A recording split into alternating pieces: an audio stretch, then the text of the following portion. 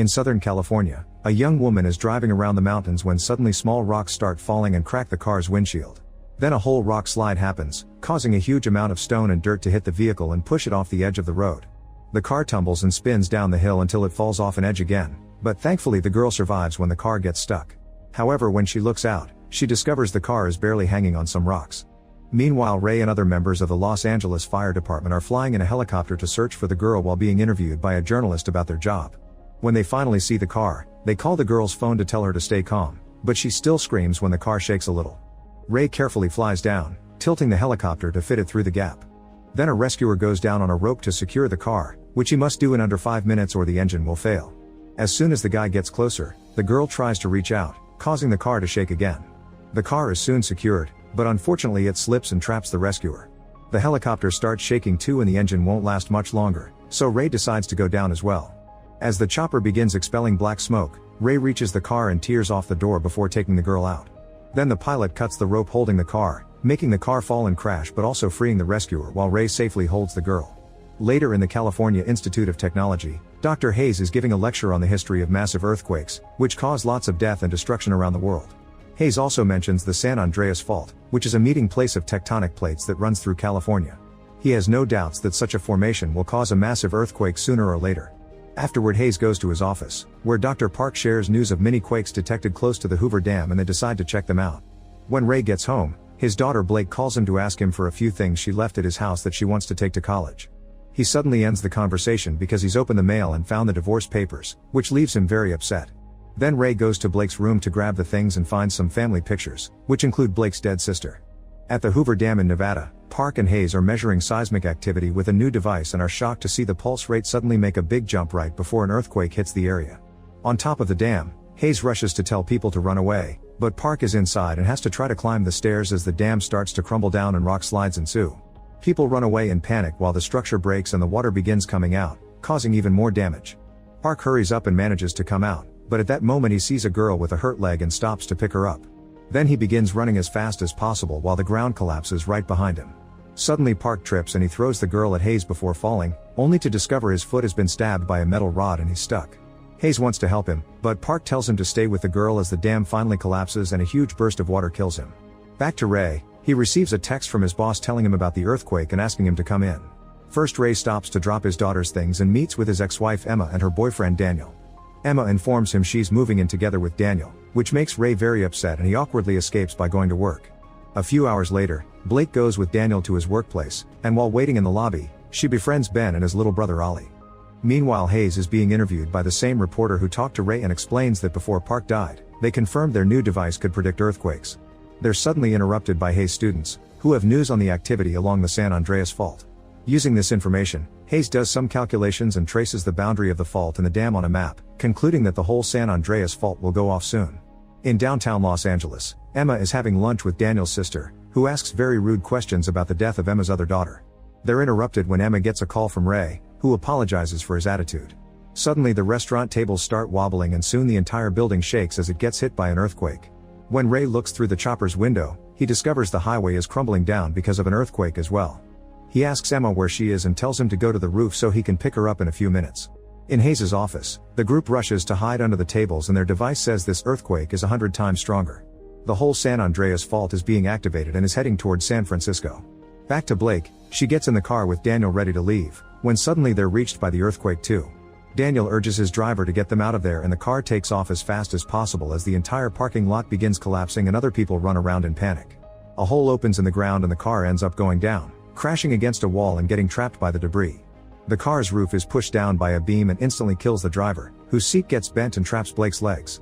Daniel tries to take her out to no avail, so he says he'll go looking for help. On the first floor, Daniel finds a security guard and asks for help, but the guard is crushed by the falling ceiling. Terrified, Daniel decides to leave with the rest of the people, but Ben and Ollie overheard him talk to the guard and decide to go find Blake. At the same time, Ray continues to fly to Los Angeles and sees the Hollywood sign going down. Fire and smoke are coming from various spots in the city, and the skyscrapers are starting to go down too. In the restaurant, people are panicking and Emma tries opening a door, only to find a hole and a man falling to his death. The restaurant's oven explodes and the chef catches on fire while Emma tells everyone they need to reach a roof. She finds the exit stairs and starts rushing up, but the people try to escape by going down instead. On the roof, The floor starts to collapse and Emma falls through all the debris until she painfully lands on a lower floor, which leaves her bloody and dizzy. Refusing to give up, she starts climbing to the top of the rubble, where she's finally found by Ray. When he tries to fly closer, something explodes and starts a fire on the roof, so Emma moves away from it and Ray hovers with the helicopter to drop a rope with a rescue basket for her. Emma runs and dodges a few holes to jump at the last second, managing to cling to the basket right before another building collapses and brings down this one in the process. Ray immediately pulls her up and returns to the pilot seat, where he must grab the controls as the helicopter is sent into a tailspin by another falling skyscraper. After lots of spinning and losing a door, Ray gets the helicopter under control and flies away before the buildings can crush them. In San Francisco, Blake finds her phone and calls Ray to ask for help, but she soon loses the signal. While Ray tells Emma they're going to rescue her, more debris falls on top of the car.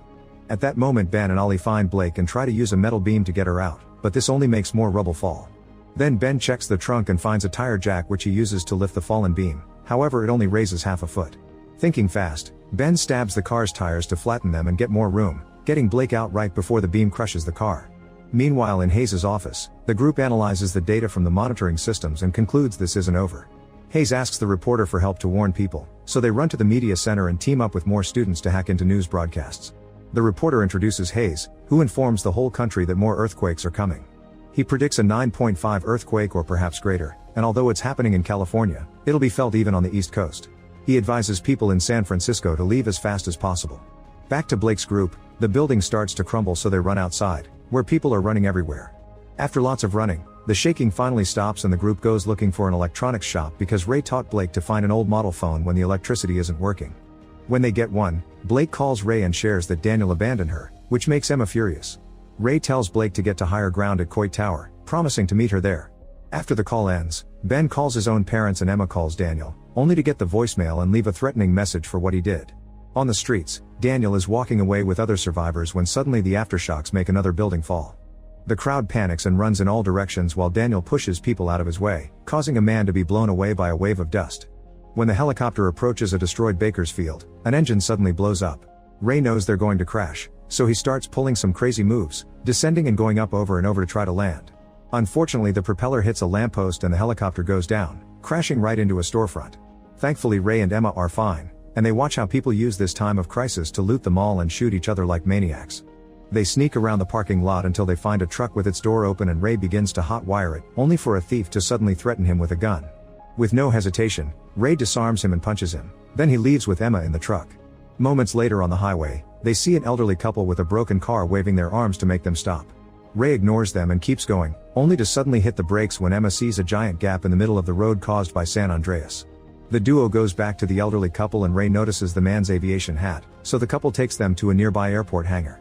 As thanks, they give the elderly couple the truck while they get on a plane. Before taking off, Ray admits he became emotionally distant because he didn't know how to deal with their daughter's death and he blames himself for it because it had been his idea to go rafting that day.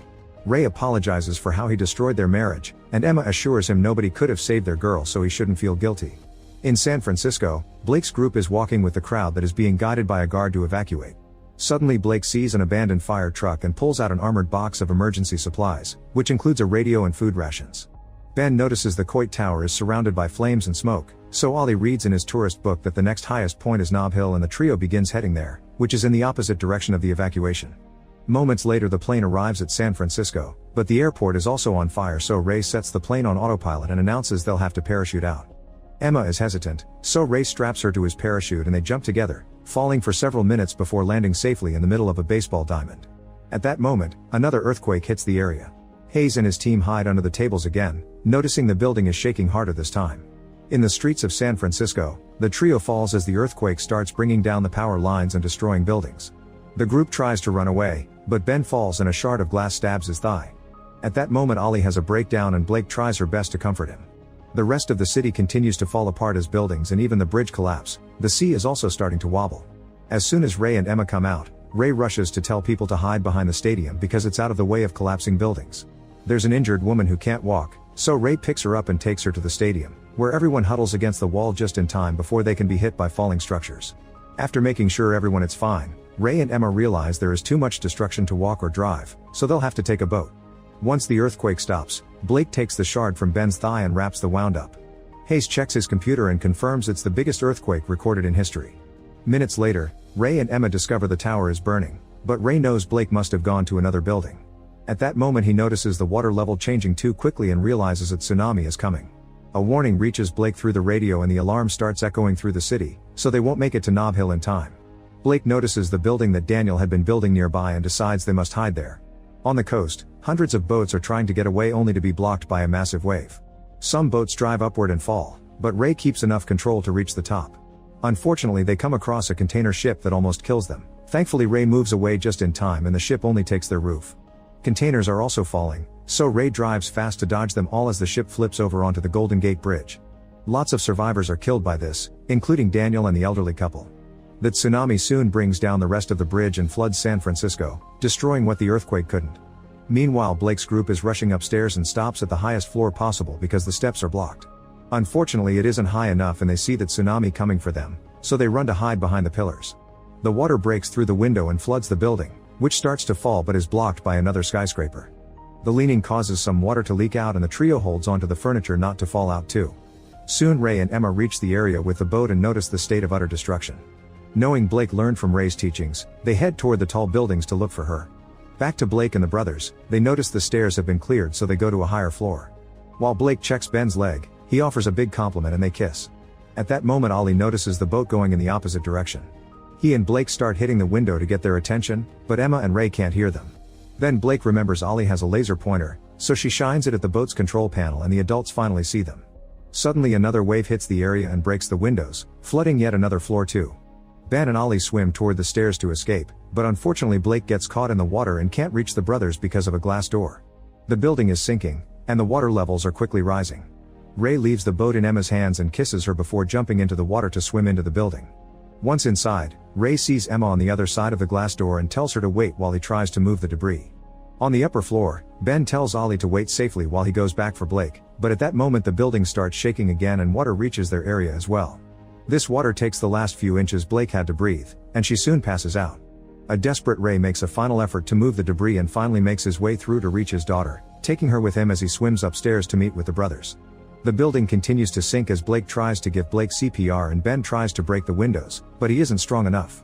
Outside, Emma sees this and drives the boat back to then approach the building at a very high speed, smashing her way inside. The group immediately gets on the boat and drives away, moving out of the way right before the buildings collapse behind them. Ray continues to try to resuscitate Blake and eventually gives up, but seeing Emma cry inspires him to keep trying, refusing to lose another daughter. Suddenly Blake wakes up, dizzy but alive, and everyone hugs in relief. Sometime later, the National Guard and UN relief teams arrive at the area to help the survivors. Signs, letters, and pictures are hung on a fence as a last goodbye to those who didn't make it. Ray and his family watch what is left of the city, and he announces now it's time to rebuild.